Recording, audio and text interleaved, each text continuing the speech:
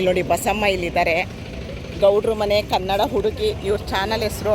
ದಯವಿಟ್ಟು ಇವ್ರಿಗೆ ಸಬ್ಸ್ಕ್ರೈಬ್ ಮಾಡಿ, ಸಪೋರ್ಟ್ ಮಾಡಿ.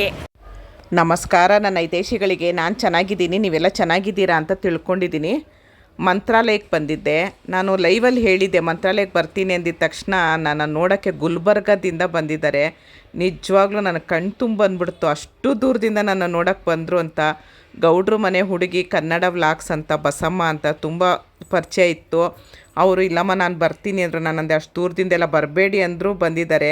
ನೋಡಿ ಅವ್ರನ್ನ ತೋರಿಸ್ತೀನಿ. ಮಸಾಲೆ ದೋಸೆ ತಿನ್ನೋಕ್ಕೆ ಬಂದಿದ್ದೀವಿ. 3 ಮಸಾಲೆ ಹೇಳಿದ್ದೀನಿ.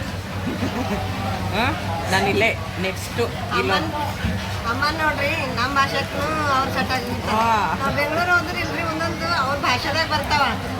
ಇವರು ಬಸಮ್ಮ ಅಂತ ಗೌಡ್ರು ಮನೆ ಹುಡುಗಿ ಕನ್ನಡ ಬ್ಲಾಗ್ ಅಲ್ವಾ?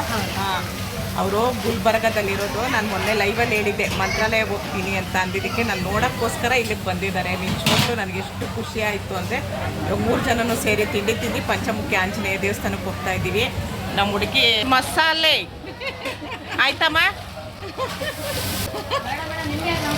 ಏನಕ್ಕಪ್ಪ ಎಲ್ಲ ಕಷ್ಟ ಅಂತ ಅನ್ಬಾರ್ದು, ಖುಷಿಯಾಗಿ ಮಾಡಬೇಕು.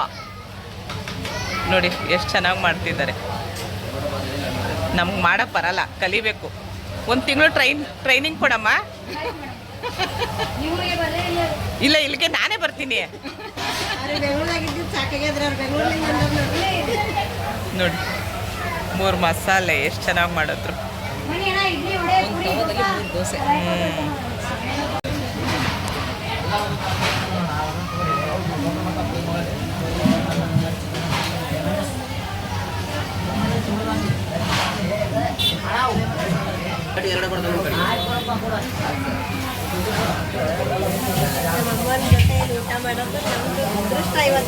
ಹಂಗೆಲ್ಲ ಹೇಳ್ಬಾರ್ದು.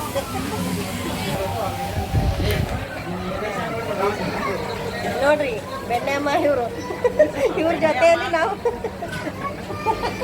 ಅದೃಷ್ಟ ನಮ್ದು ಇವತ್ತು. ನಿಮ್ಮ ಅದೃಷ್ಟ ಅಲ್ಲ, ನಮ್ಮ ಅದೃಷ್ಟ. ನೀವು ಅಲ್ಲಿಂದ ಬಂದಿದ್ದೀರ, ಅದೇ ನನ್ನ ಅದೃಷ್ಟ ಆಗಬೇಕು. ನಮ್ಮ ಚಟ್ನಿ ಇಲ್ಲ. ಪಂಚಮುಖಿ ಆಂಜನೇಯ ಟೆಂಪಲ್ಗೆ 150 ರೂಪಾಯಿ ತಗೊಳ್ತಾರೆ ಒಬ್ಬರಿಗೆ. ನಾನು ಸುಗುಣ ಬಸಮ್ಮ ಹೋಗ್ತಾ ಇದ್ದೀವಿ. ಮಸಾಲೆ ದೋಸೆ ತಿಂದ್ವು, ಚೆನ್ನಾಗಿತ್ತು. ಟೇಸ್ಟ್ ಚೆನ್ನಾಗಿತ್ತು ಅಲ್ವೇನೇಮ್ಮ? ಚೆನ್ನಾಗಿತ್ತಲ್ಲ ಮಸಾಲೆ ದೋಸೆ?